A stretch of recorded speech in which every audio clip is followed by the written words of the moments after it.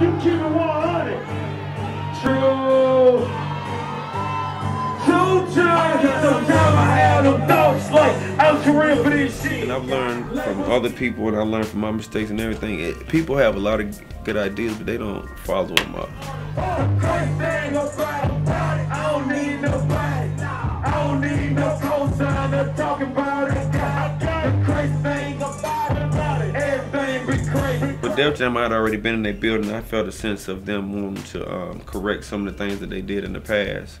And some of these meetings, as far as me being in the building with Player Circle and a lot of things going, you know, going over people's head or people not paying attention. When I came up in this, when I started doing the bidding war with all these labels, it was some labels that wanted to buy my website. It was some that wanted to participate.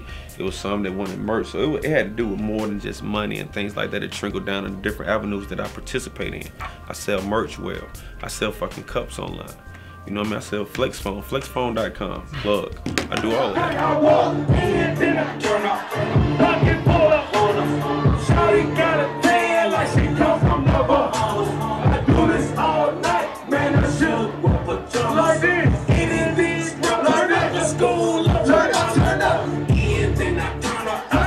I've always been a solo artist. Me and Dolly both were solo artists who came together to do the Player Circle project. So we both had different identities, different ideas. But like I you know, explained in a lot of my interviews, I own my own studio. So just the rate of me recording just became a sense of just having to figure out different avenues on putting it out.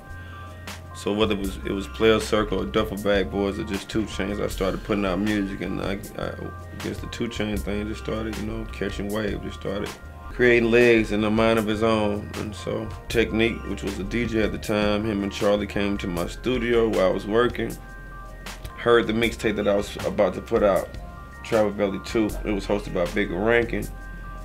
They was like, man, I want it without drops. And they was like, this shit is dope, you know? And so they was like, I want to be your manager. And I just remember coming out the back laughing like, hey, pff, guess what they just said? You know, they think they can manage me because I just know that the type of person I am. You have, like, I do a lot of stuff on my own. I'm self-contained. I have a lot of trust issues, but at the same time, it was getting overwhelming for me to do songs and also email them to, you know, DJs, and it just was putting me in the cross, you know what I mean? Well, I do this all night, man, I should wear pajamas. I'm eating here, I'm all like I walk in and turn up. The thing behind me and Wayne was that he always believed in me as a musician as well as being a cool dude.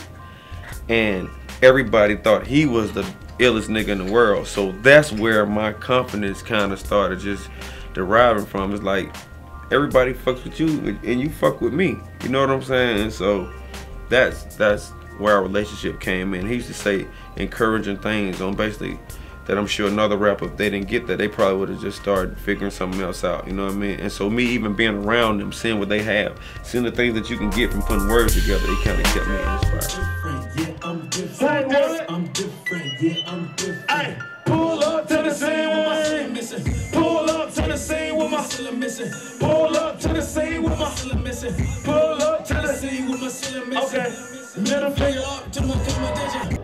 On the count of 3, can I get a free Young Buck? 1, 2, 3. Free Young Buck.